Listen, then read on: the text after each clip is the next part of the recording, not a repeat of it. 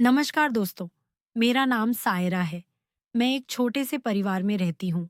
मैंने अपने जीजा जी की नहाते हुए एक वीडियो बनाई थी। उस वीडियो के बारे में मेरे जीजा जी को नहीं पता था। उस वीडियो को रात को सोते वक्त मैं देख रही थी। जब भी मैं अपने जीजा जी के 9 इंच के हथियार को देखती, तो उस वीडियो को पूरी तन्मयता से देखती थी। मैं देखते देखते पूरी तरह मन लगाकर देखती। इसके बारे में सोचती हूँ तो मेरा जिस्म कांप जाता था।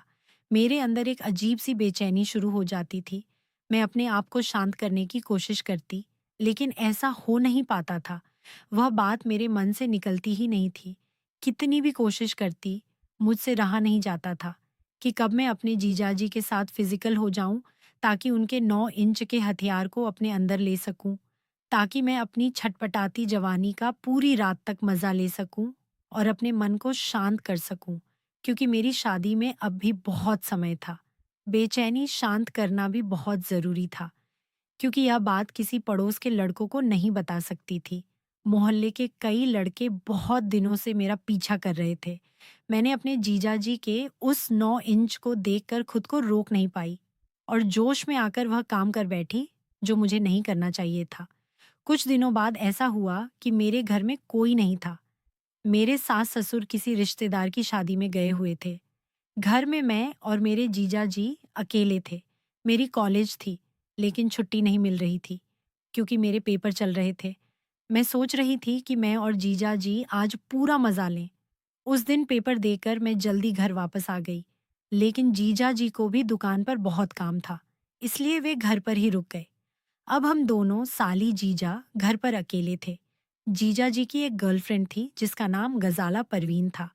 जीजा जी ने गजाला को बताया था कि घर वाले सब जा चुके हैं, सास ससुर घर पर नहीं है। तुम अपने घर बता दो कि आज पार्टी में जा रही हो और शाम होते ही मेरे घर आ जाओ। गजाला में उसी समय अपनी सहेली के पास उसके घर चली गई थी, क्योंकि मैंने जो वीडियो बनाया था उसमें जीजा जी के 9 इंच को देखकर मेरे मन में बेचैनी हो रही थी। मेरी कोई बॉयफ्रेंड भी नहीं था। मैंने अपनी सहेली गीत से इस बारे में बात की कि मेरे मन में बेचैनी हो रही है। उसने कहा, अब तो शाम हो चुकी है, तुम आज रात यहीं रुक जाओ, कल सुबह मैं कुछ करूंगी। मैं उसकी बात मानकर रात उसके घर रुक गई। मैं और जीजाजी मेरे ही कमरे में कुछ देर बातें करते रहे। फिर मैं थक चुकी थी, इसलिए अपने बिस्तर पर सोने चली गई। मैं गहरी नींद में सो गई थी। मुझे नहीं पता था कि मेरे घर कोई और भी आया है।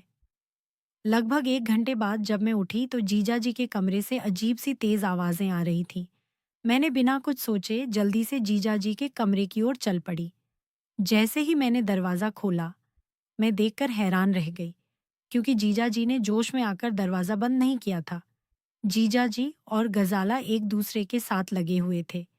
जीजाजी का वह 9 इंच का हथियार मुझे दिखाई दे रहा था। उन्होंने लाइट बंद करना भूल गया था। मैंने पहले ही वीडियो में उनके 9 इंच के हथियार को देख लिया था, जो अब गजाला के अंदर था। ये मंजर बहुत अजीब था। मैं कई दिनों से उस हथियार को वीडियो में देख रही थी और आज सामने देखकर चौंक गई। जीजा जी ने गजाला के दोनों गोरे और बड़े गुलाब जामुन अपने हाथों में पकड़े हुए थे और धीरे धीरे उन्हें सहला रहे थे। वे दोनों इस कदर एक दूसरे से लिपटे और चिपके हुए थे कि उन्हें मेरी मौजूदगी का ना तो पता था, ना ही एहसास। मैं यह सब देखकर अपने आप को तरस रही थी। मुझे बहुत अच्छा लग रहा था। मैं पुरसुकून होकर देख रही थी। लगभग 15 मिनट तक जीजा जी ने गजाला के साथ पूरा खेल किया। जैसे ही वे शांत हुए और गजाला आवाजें निकाल रही थी, मैं बेचैन होकर अपने आप में महसूस कर रही थी कि मेरी भी मन की इच्छा पूरी हो। लेकिन जीजा जी की थोड़ी लाज की वजह से मैं जल्दी अपने कमरे में भाग गई। कुछ ही मिनट बाद गजाला मेरे पास आई। उसकी हालत देखकर मैं हैरान थी। उसके बाल खुले हुए थे और उसके चेहरे पर लिपस्टिक इधर-उधर फैली हुई थी, जो जीजा जी ने उसके होठों को बच्चों की तरह चूस कर फैला दिया था। मैंने गजाला से पूछा, ये क्या हुआ है? तुमने अपनी क्या हालत बना रखी है? तो वह बोली, मुझे तुम्हारा जीजाजी छोटा बच्चा समझता है। यह कहकर गजाला ने सुबह होते ही अपनी हालत दुरुस्त की और अपने घर चली गई। मैं पूरी रात उसी के बारे में सोचती रही और मेरी हालत बेकाबू थी। जब भी मैं इसे अपने ज़हन में सोचती, मुझे एक अजीब-सी खुशी महसूस होती थी। इसमें कोई शक नहीं था कि अब मुझे भी वह सब चाहिए था जो गज़ाला को मिल रहा था। ये सोचते-सोचते मैं सो गई। सुबह उठकर मैंने जीजा जी के लिए नाश्ता बनाया। जीजा जी दुकान पर चले गए और मैं अपनी पढ़ाई में मशगूल हो गई। रात को मौसम बहुत खराब था। तेज़ गरज के साथ बारिश हो रही थी। देर तक आंधी चलती रही। फिर बारिश शुरू हो गई। बारिश इतनी तेज़ थी कि लाइट भी चली गई। मैं अपने कमरे में बैठी थी। तभी मुझे याद आया कि आज मुझे मौका मिला है। हवा बहुत तेज़ चल रही थी, इसीलिए मुझे डर लग रहा था। मैं जीजा जी के कमरे में चली गई और कहा, जीजा जी, क्या मैं आज यहाँ सो सकती हूँ? यह कहकर मैं जीजा जी के साथ एक बेड पर लेट गई। जीजा जी बोले, मेरे सिर में बहुत दर्द हो रहा है, तुम मेहरबानी करके मेरा सिर दबा दो। मैं उनके पास लेट गई और जीजा जी का वहाँ 9 इंच का हथियार नजर आ रहा था। अब मेरी हालत बेकाबू हो गई। मैंने खुद को समझाया और बेड पर लेट गई। लेकिन अब मुझे नींद कहाँ आने वाली थी। कुछ देर सोचने के बाद मैंने अपनी कमर जीजाजी के सीने से लगा दी। जीजाजी नींद में थे और उन्होंने एक हाथ मेरे गुलाब जामुन पर रख दिया। अचानक मेरी आंख खुली और जब मैंने जीजाजी का हाथ अपने ऊपर देखा तो मैं बहुत खुश हुई, क्योंकि मुझे जो एहसास चाहिए था वह हो रहा था।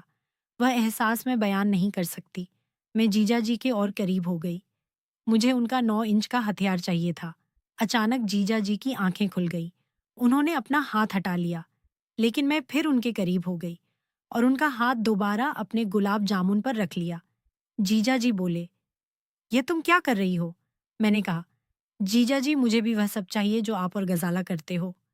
जीजा जी बोले, अरे पागल, ये तुम क्या बात कर रही हो? मैंने कहा, जीजा जी, मैं पागल नहीं हूं, मैंने सब कुछ देखा है। अब जीजा जी परेशान हो गए।